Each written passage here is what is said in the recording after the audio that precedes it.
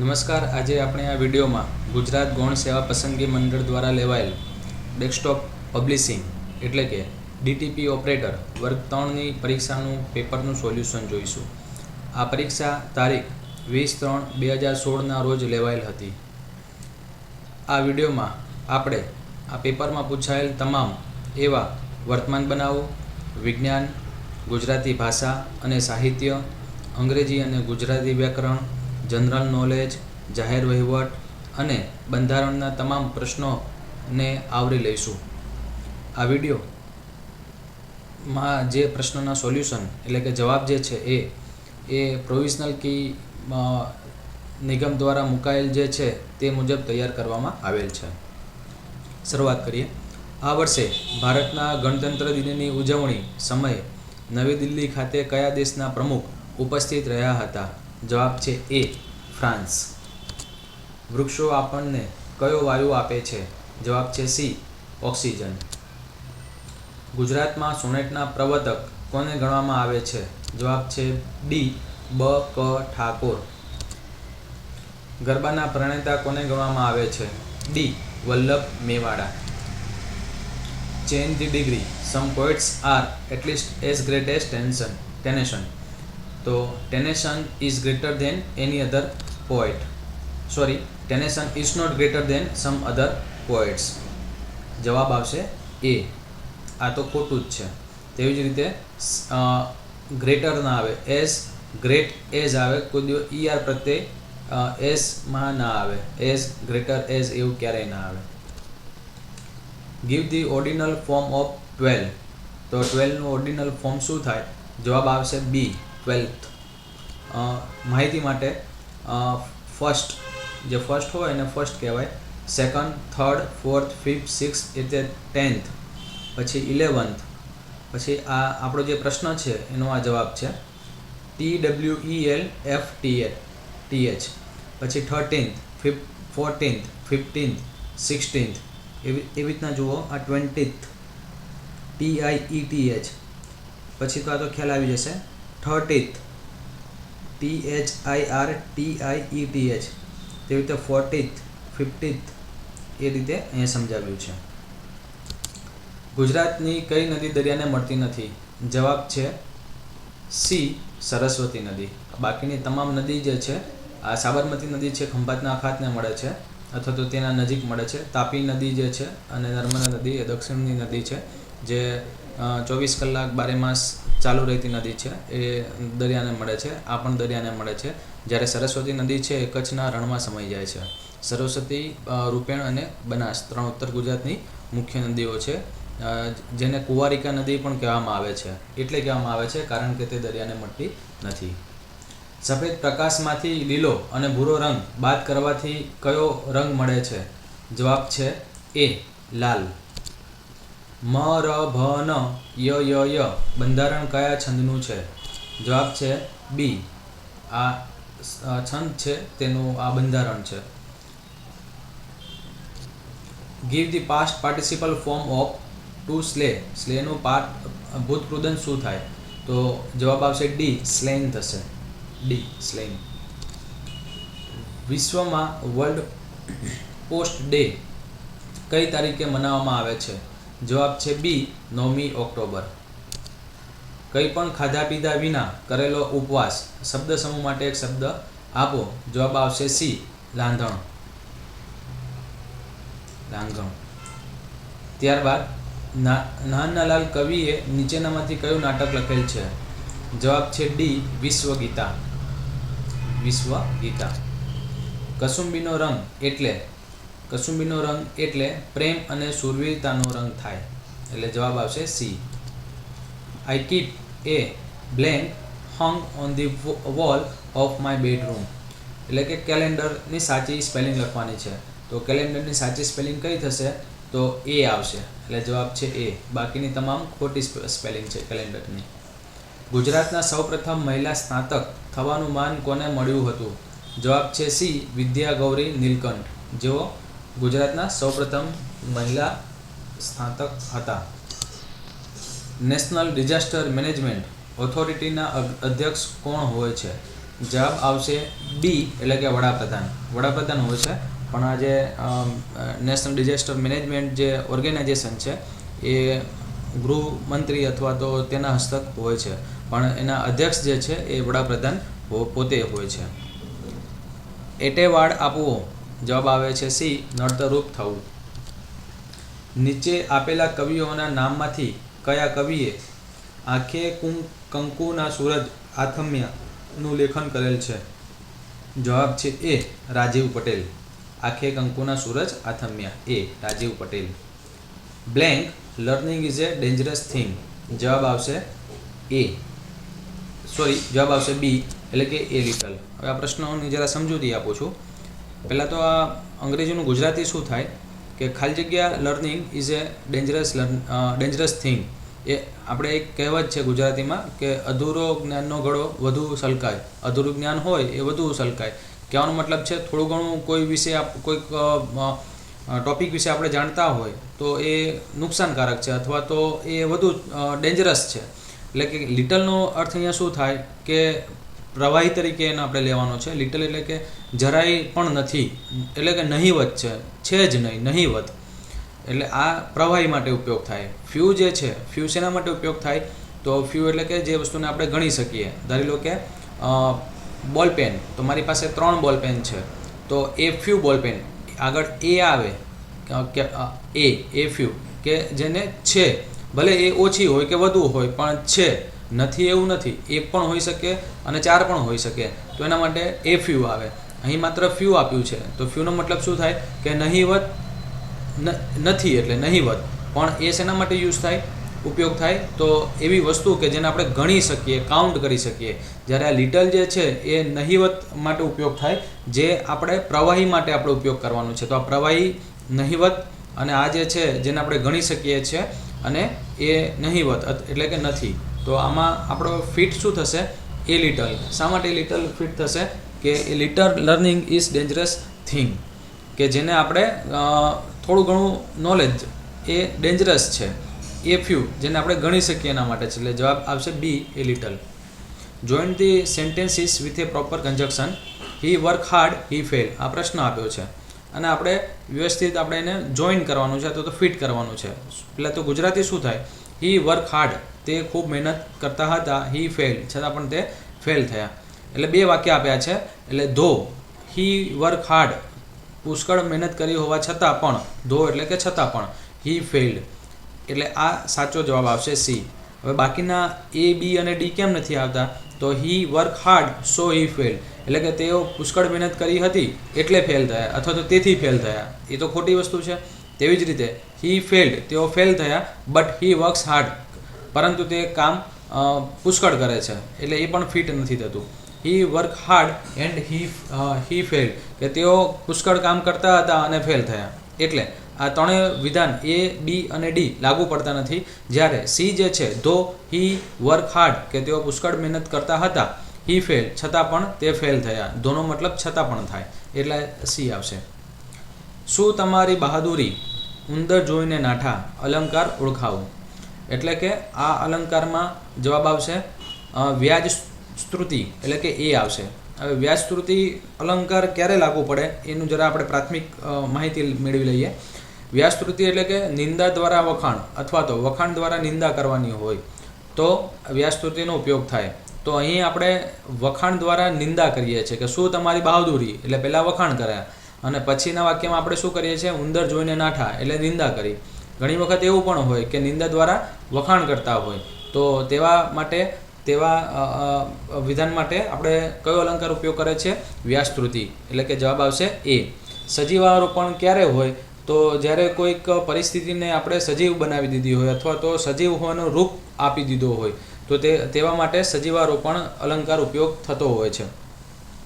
વ્યતિરેક, કોઈ વસ્તુને આપણે ના હોય તેનાથી પણ વધુ મહત્ત્વ આપીને સમજાવતા હોય કે જે પોસિબલ જ નથી, તો તેના માટે ઉપયોગ થતો હોય છે. ટૂંકમાં જવાબ આવશે એ.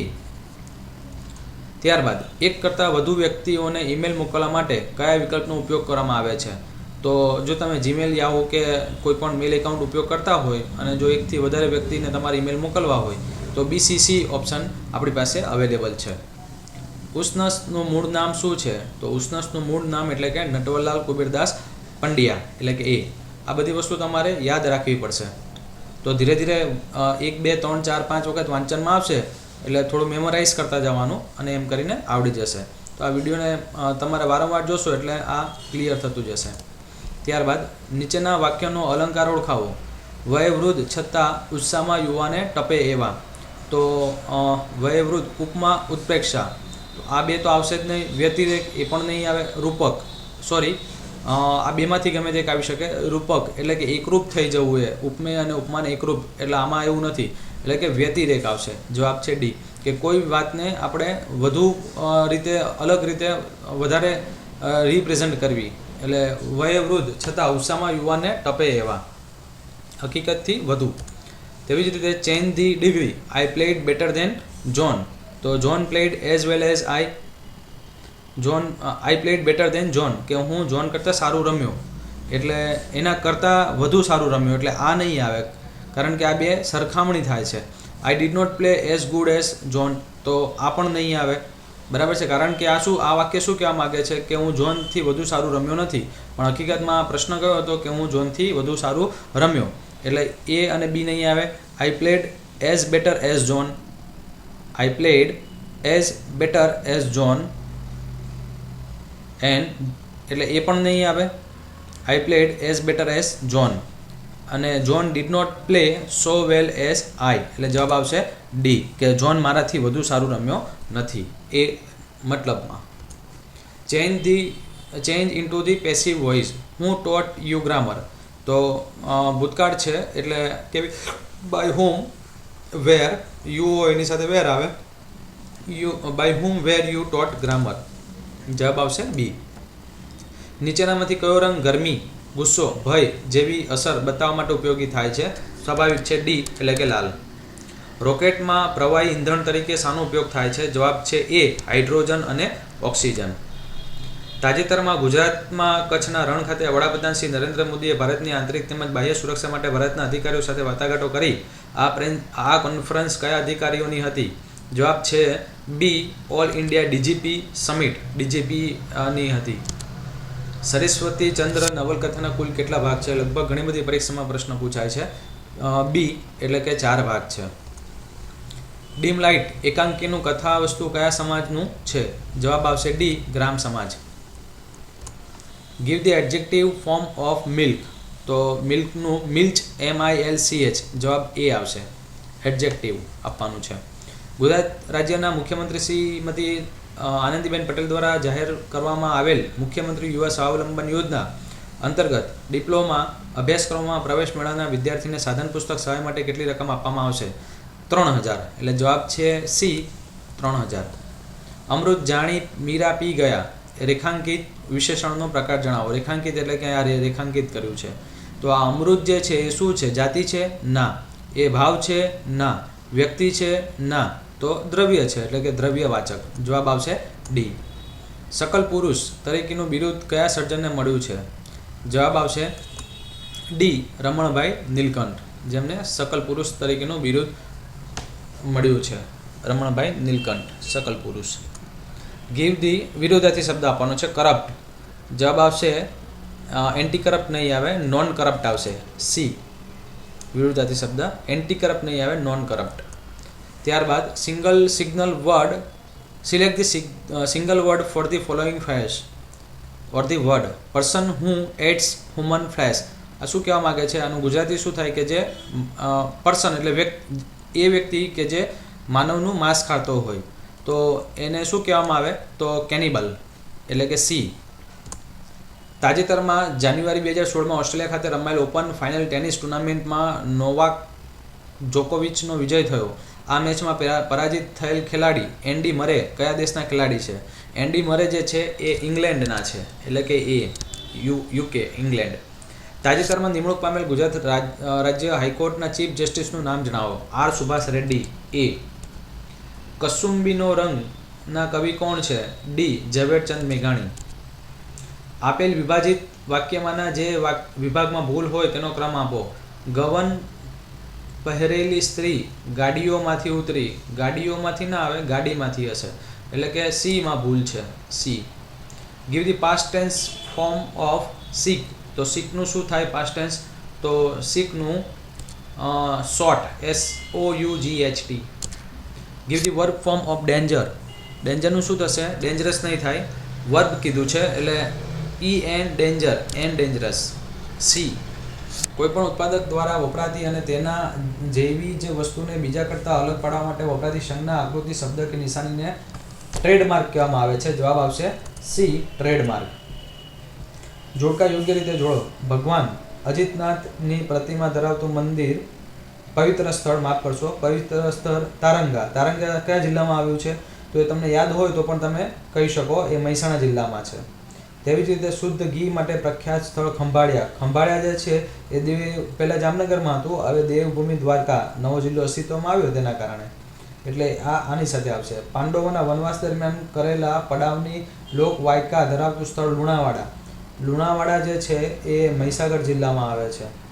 અને વલસાડી શાકમાંથી બનતા ફર્નિચરનું કેન્દ્ર બિલીમોરા. બિલીમોરા જે છે એ નવસારી જિલ્લામાં આવે છે, એટલે એ મુજબ આપણે એમ કહી શકીએ જવાબ એ આવશે. તાજેતરમાં ઓસ્ટ્રેલિયા ઓપન વિમેન્સ ડબલની ટેનિસની સ્પર્ધામાં સાનિયા મિર્ઝા અને માર્ટિના હિંગિસની જોડીએ વિજય મેળવ્યો. આ ખેલાડીઓ કયા દેશની છે? તો સાનિયા મિર્ઝા જે છે ભારત દેશની છે, એટલે કે A, C અને D માંથી આવશે, B તો નહીં જ આવે. જ્યારે માર્ટિના હિંગિસ એ જાપાનના નથી, એ જર્મનીના પણ નથી, એ સ્વિટ્ઝરલેન્ડના છે, એટલે સાચો જવાબ આવશે D, ભારત અને સ્વિટ્ઝરલેન્ડ. ગીરની ચારણ કન્યા, જેને લાકડી લઈને સાવજ એટલે સિંહ, સાવજને ભગાડ્યો હતો, તેનું મૂળ નામ શું હતું? તેનું મૂળ નામ હતું હીરબાઈ. આ પ્રશ્ન પણ ઘણી વખત ઘણી બધી એક્ઝામમાં પૂછાયો છે. હીરબાઈ નામની કન્યા સાવજને ભગાડ્યો, એટલે કે B, હીરબાઈ. શ્લેષ અલંકારનું ઉદાહરણ આપો. તો શ્લેષ અલંકારમાં એટલું યાદ રાખવું કે એક જ શબ્દના બે અર્થ થતા હોય. ધારી લો કે એક જ શબ્દના બે અર્થ થતા હોય, એટલે રવિ આવી શકે. રવિ કોઈક વ્યક્તિનું નામ હોઈ શકે, અને રવિ એટલે સૂર્યનો પ્રકાશ પણ હોઈ શકે. તો માં તે માં, આ તો નથી જ. માડીનો ને બારે માસ રે, આમાં પણ એવો કોઈ શબ્દ નથી કે જેના બે અર્થ થતા હોય. પાને પોઢી રાત, આમાં પણ નથી લાગતો. હું માનવી માનવ થાવ તો ગણું, હું માનવી માનવ થાવ તો ગણું. તો આ માનવ જે છે એને આપણે બે અલગ અર્થમાં લઈ શકીએ. તો જવાબ છે B. જયંત પાઠકના આત્મસ્મરણોને આલોકતું પુસ્તક વનાંચલ છે, એટલે કે જવાબ છે B, વનાંચલ. Give the opposite gender of કોલ્ટ.